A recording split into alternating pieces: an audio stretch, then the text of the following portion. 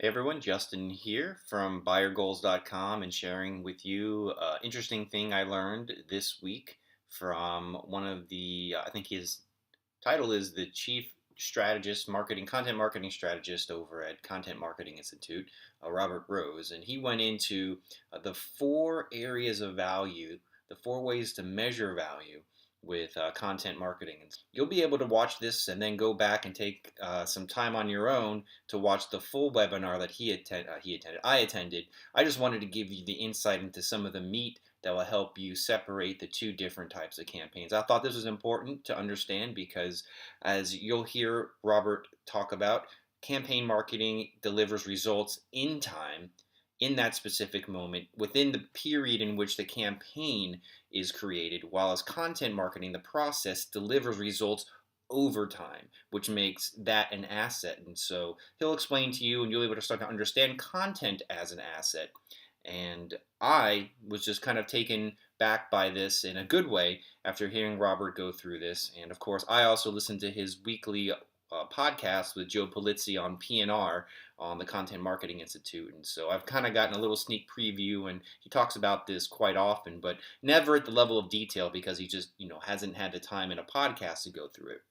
So here's a little introduction into what I've been studying for weeks, if not months now, all kind of bundled up and specifically pinpointed for you to understand the interesting aspects of value that a content marketing process creates over time as an asset. So that we can then provide four levels of value with that media product, that audience that it builds. Because an audience that subscribes to a content media product will ultimately can provide that value, a campaign value, time value. If we will monetize those leads in better ways, they will be more effective leads. Or we can provide data, even if it's just something as simple as appending the marketing database that we have now. We have 10,000 people and all we have are email addresses.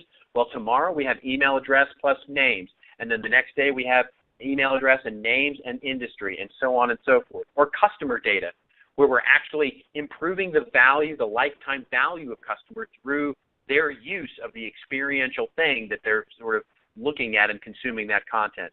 Or R&D or physical value, where we're getting better information about our products or about our messaging or about the different things that we're doing.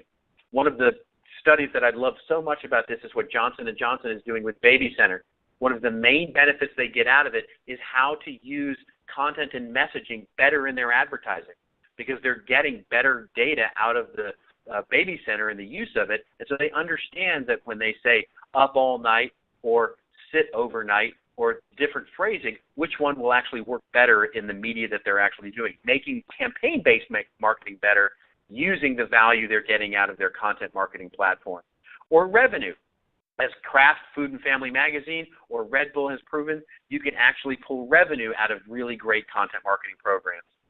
So here's an example. So Kraft, as they're doing with their campaign value over time, they're providing value that really improves their media buys. Data value, they're providing insight to their brand managers, where through their 3.5 million opt-in email subscribers, they actually have better primary research on their consumers than most of the research companies out there. So they can actually reduce the cost of research expenditures by brand managers by being able to provide that research to them, making ad buys more effective, in some cases 4 times more effective, by being able to retarget subscribers of their content platform to the ad media buys that they might be making across digital channels, et cetera. And then, of course, as we mentioned, revenue. They're actually getting revenue for the content properties that they're providing. Or a B2B organization that created an online university. This online university provides definite campaign value, where they're getting more qualified leads from those audiences over time. They're getting data value, insight into which media properties are providing the best leads, the ones from the right industries, the ones that are actually coming from the right size of businesses, and the different personas that they're trying to target in their very long sales cycle. They're getting customer value, because what they're finding is that this education platform basically educates customers to all the different products that they're actually offering out into the marketplace. So these customers tend to buy more, stay longer, and spend more with this particular company. And then finally, business and R&D value, where they're actually able to say, what product features should we be having? or have these people attend regional events where they can actually increase the attendance at customer events by using this as a built-in email list to invite people that can attend these events. So it's providing multiple lines of value to the business, not just more effective campaigns. When I think of this in another way, one of the things that I was talking with a CEO recently at a B2B organization, and I said, look, how many leads are you getting right now from what you're doing? And I said, do you believe if you were to create some really cool, interesting content marketing platform that you could pull in more organic traffic, you could pull in an audience and actually build that sort of idea? And he said, yeah, I believe we could do that. And I said, so great. So let's say in a year or a year and a half or 2 years, you've built 10,000 really rich data profile audience members in this thing. I said, do you believe you could do that? And he said, yes, I believe I could do that. I said, great. In any given month or quarter, a very small percentage of those people, let's say it's 5%, let's stretch, say 10%, will raise their hands at any one moment saying, I'm ready to buy now. And they become more optimized leads in your campaign-based process. I said, that doesn't mean that the other 95 or 90% aren't valuable. They can provide all kinds of value to the business that we just haven't explored yet. And that is truly building an asset that increases in value over time, because that audience increases in value over time. We just have to start looking at it that way. Measuring campaign-based marketing versus content marketing is measuring campaign-based marketing provides that value in time. It is an effective expenditure. We expend money to get a return quickly on something that we're trying to do. Efficiency and effectiveness is what we're trying to do in that very short amount of time. We're buying gas to get us to the place as fast as we possibly can. 2, content marketing provides increasing value over time. This is investing in a platform that actually builds value as it goes on. One of my favorite stories is at the B2B company that all of a sudden had a swarm of leads come in organically just for no reason at all. And when they went and looked, it was an asset, a white paper that they had actually created 3 years previous. They created a white paper and sort of had left it for dead out on their resource center.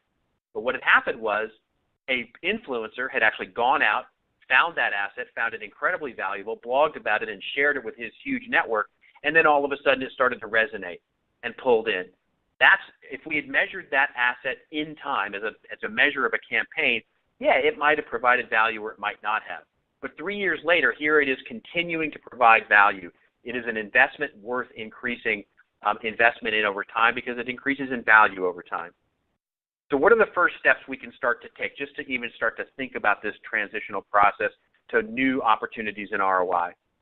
One is if we can just begin to stop thinking about developing collateral and instead start developing a vision, even if we don't build it. One of the things that I'll talk to a company about is I'll say, listen, you may decide that a blog or a white paper resource center or an online magazine isn't right for your company right now. That's okay.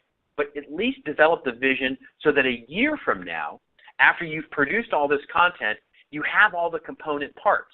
In other words, you can say to yourself after a year, we may now be ready to build this online resource or this online resource center or this academy or university or online magazine, basically a content marketing platform. We didn't have to think about it in the beginning, but now we're ready. And we have all the component parts because we've just spent the last year building all the component parts that are necessary as part of that vision. So we're ready to go. We're not looking another year out before we can actually provide that value that people would want to subscribe to it. So if we can start thinking about this as a vision, a process that we're building something towards something instead of simply looking at it as a collateral support process. And then if we can work backwards and start to identify the different lines of measurement that may come over time. So it may be that time utility or time measurement may be the first benefit. But then after we've built some critical number of audience members into our database, an audience that can be monetized in different ways or improved in different ways, that may only come after a year or a year and a half. Look at how the different lines of value start to emerge over that time if we're building toward that vision. How, when can we start using it to develop more loyalty? When might we start using it to develop better insight? When might we actually create something that we can charge money for? I heard a wonderful program. This is just getting started, and this is a technology service where they're actually looking toward building toward an event, not unlike a HubSpot Inbound or a Dreamforce or something like that, they're going to spend an entire year building the asset toward this event, and then as they launch the event in the first year, it will simply become an expression of all the content that they've done over the last year. And in year 2, they feel like they will have such critical path and an audience worth it that they can actually start charging sponsors and or users to actually come to that event, so it might become a revenue-generating platform for them down the road. So they're actually looking 24 months out as they build this strategy and look to how they might build that value. And then 3, start to develop your content strategy, your editorial strategy for this content marketing platform in order to meet those goals, in order to meet those lines of value where we can start to provide those lines of value over time.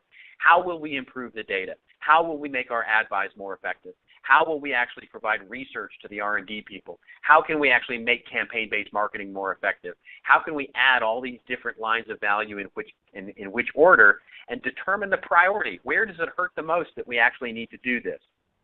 And then lastly, how do we integrate? Because this is a key piece. Integrating with campaign-based marketing is crucial. Content marketing, I still believe, absolutely can be an integral and intimate piece of a campaign-based marketing strategy. But if we only look at it as a collateral, a different kind of collateral that supports campaign-based marketing, we're not getting nearly the ROI out of content marketing that we have the opportunity to do. Deliver effective spend in campaign-based marketing and ROI by building an asset that increases value over time. If content marketing is nothing other than just collateral support, you'll ultimately are going to fail at both of those things, I believe. So we look back and we say, what is marketing? What are we really here to do? What is our purpose in the business? What is our function in the business? Well, one of my marketing heroes is Dr. Philip Kotler, who's a Professor Kotler, and as he says, marketing is not the art of finding clever ways to dispose of what you make. It is rather the art of creating genuine customer value. And I believe, giant bobbleheaded me anyway, believes that content marketing is the multiplier. It is a multiplier of creating genuine customer value and can be an asset that is worth investing in over time. Thank you so much for your time. I guess it's back to me now as we go back for this and look at some of the questions that might have come up and finish. And so I'll move us into the Q&A round as we start